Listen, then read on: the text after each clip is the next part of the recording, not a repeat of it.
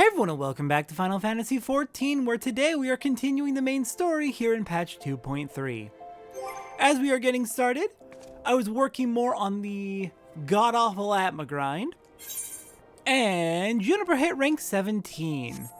So that means we can feed them another Thavnarian onion, our last, which means this will be the last time we actually upgrade. Okay, fine, we'll head out into the field to do it. But this will be the last time we increase Juniper's rank for the time being, or maximum rank for the time being. They will hit rank 18, and when that happens, we'll go ahead and give them their new abilities. But for now, this is the last rank upgrade, max rank up that we're going to be doing. So let's see. Let's go ahead and finish off the attacker tier with Choco Blast.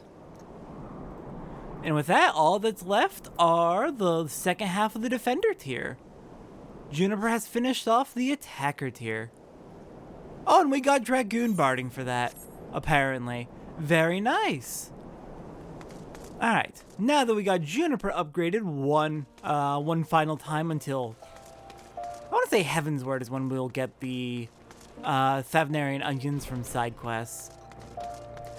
Now that Juniper's at almost at max rank until then, let's go ahead and... I was going to say get started with the main story for today, but there's one more thing I want to do, and that is last time we got the Zidane minion, and I didn't show off the info text for Zidane. Once upon a time, there lived a debonair youth who belonged to a band of thieves masquerading as a theater troupe. Legends hold that he and his fellows set out to kidnap a royal princess, an act that led him to embark upon a quest to ensure the very survival of the star. Now, to be fair, the princess asked to be kidnapped, but that's like the beginning of the game. You don't need a reason. I've seen screenshots of that quote, but I don't think I'm there yet in Final Fantasy IX. I don't think I'm there yet. Alright. Hello, Elfino. Elfino wishes to investigate the circumstances surrounding the riot. As I told you before, it was all but inevitable that an incident of this kind would eventually occur given the rising tensions within the Sultanate. Nevertheless, I have reason to believe that this particular riot may not have begun spontaneously. Have I piqued your curiosity? Good. Then you will accompany to the Hall of Flames. I would hear what General Ralban has to say upon the matter. So you actually agree with the refugees who came up to meet with us at the Rising Stones. It sounds like you think it was provoked. Fair enough. Let's go see what Ralban has to say. Good to know I'm not alone in believing them. Alright, to the Hall of Flames.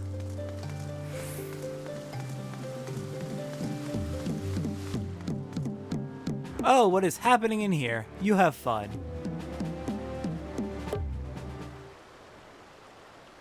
Now is not a good time, Satora. My hands are full dealing with the refugees. That's why we're here. Precisely the matter we wish to discuss, General. Elfino, back on your feet already. You may credit my swift recovery to your chirurgeons. My memories of the riot are still somewhat muddled. I trust you managed to regain control of the situation. Not entirely. We secured the city soon enough, but not before the unrest had spread to the surrounding territories. Pockets of resistance remain throughout Thanalan. We have sent what forces we can spare to root out the last of the belligerents, but progress is slow. They are damnably elusive.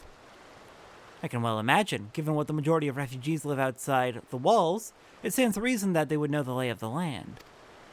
What I do not understand is how they came to be so well prepared. Before my little accident, I observed that several of the refugees were armed, and not with butcher's knives or pitchforks, but with martial weaponry.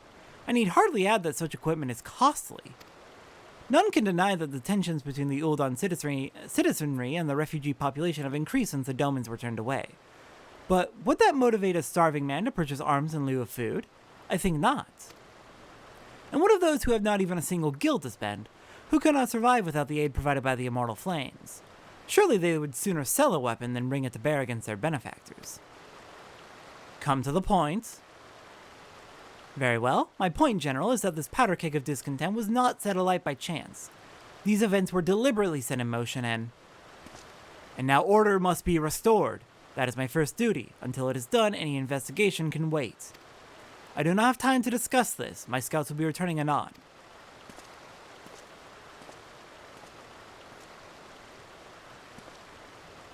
The general is no fool. He keeps his own counsel, and with good cause. Were he to claim without the necessary proof that these riots were instigated by outside forces, the monitors would accuse him of attempting to shirk responsibility. After all, he and the Sultana have been the most outspoken proponents of refugee aid. Regardless, they will face harsh criticism in the days ahead. Our allies may stumble upon the truth in time, but I have a far more faith in your abilities, Satora. Therefore, I propose we conduct our own investigation independent of the authorities. To that end, I would have you make inquiries in the settlements suspected of harboring belligerents. Commander Swift will know which they are. He may balk at a request for such information, but I have no doubt that you can persuade him with your silver tongue.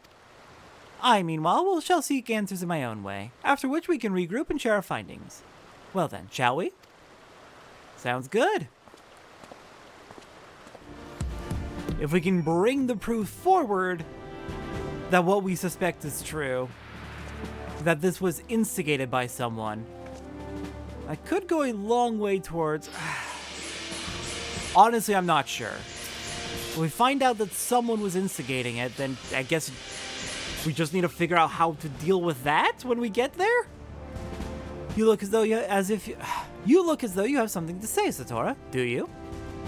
What you ask is no simple favor. Were such information to fall into the wrong hands, the lives of countless soldiers would be at risk.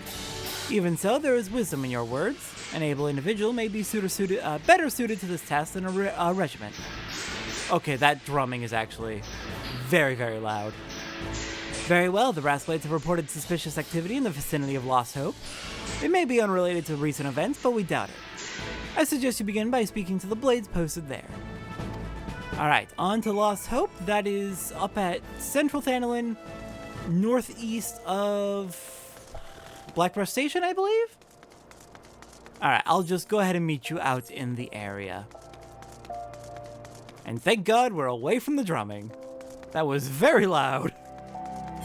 Alright, so I was correct. Lost Hope is northeast of Blackbrush Station, not too far. We've got Leofric and Amelberga to speak to. Leofric, I believe I've worked with you before. A friend of the Sultanate, are we? I take it this means someone has read my reports. The refugees who left with the merchant have yet to return, and I am increasingly concerned that Zazawaka's suspicions were correct. The refugees who left with the merchant?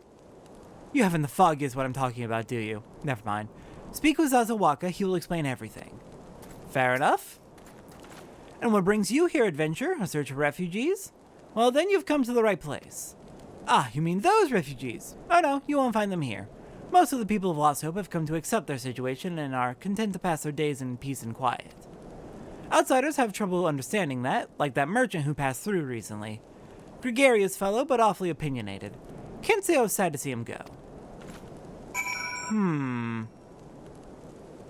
Okay, so a merchant pulled some refugees away and seemed to be stirring up trouble? Is what I'm getting from that. Zazawaka, you said... I was told that you have all the details. Ah, don't hurt me! I'm not one of them! Wait, I know your face. Are you not the woman from the Church of St. Adama Landama? I was there for a time, yes.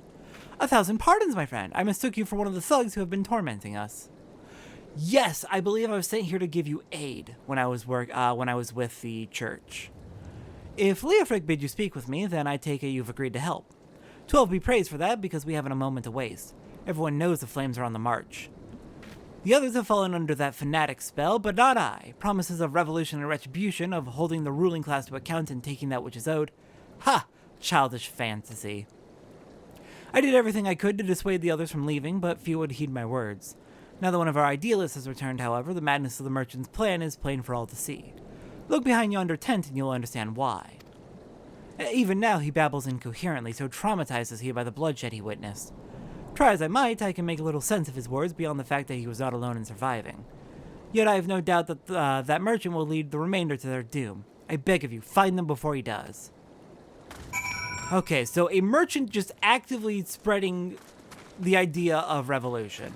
Fair enough. Probably warranted, honestly, but Doesn't sound like it was well organized. It sounds like it caused more problems than it solved. What are you doing? Don't draw. Don't draw. Don't draw. Don't draw. Why didn't you run away with me? We could have escaped together. Then you'd be here with me. Be here to soothe me. Why?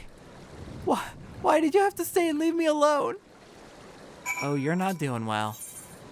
Here, you're okay now. You're safe? Can you tell me what happened? I'm here to help. Who are you? What do you want? It's true, I followed the merchant and may the gods strike me down for my folly. What they will not give, you must take, he said. When we asked how, he revealed a cache of weapons he had brought and implored us to seize control of our fates. I thought about running then and there, but the others were so excited.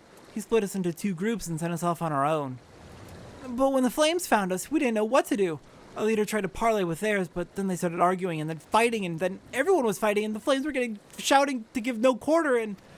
Oh gods, the other group, they're still out there. If we don't stop them, they'll be massacred like mine was. Okay. Yeah. They were sent out with no organization, no plan, nothing beyond be angry and fight. That's not gonna fix things, unfortunately. That's just gonna escalate tensions and make things worse. I agree that fuck will duh, but we need to actually have a plan. Okay, I went over the gear I have on hand, and I think the Auroral Ring is the best available. Auroral Ring looks to be for... I want to say aiming? I want to say it's for... It is the equivalent of an aiming ring. Let's see, it's Vitality, Direct Hit, Skill Speed, Dexterity. Dexterity is aiming, so yeah. Alright, we can stick that onto our Ninja, because Ninja gets aiming accessories. Stick that onto our Bard. I think that's everyone who gets that upgrade. Alright then. Next time on Final Fantasy XIV, we're gonna see what we can do to stop the other group from also getting themselves massacred by rushing in with no plan after the words of a merchant who apparently instigated everything and just told them, hey, take these weapons and go fight. Because that's... I have many opinions, and I'm going to refrain from giving them. I am more on the refugee side than it sounds like from me criticizing the rush in with no plan.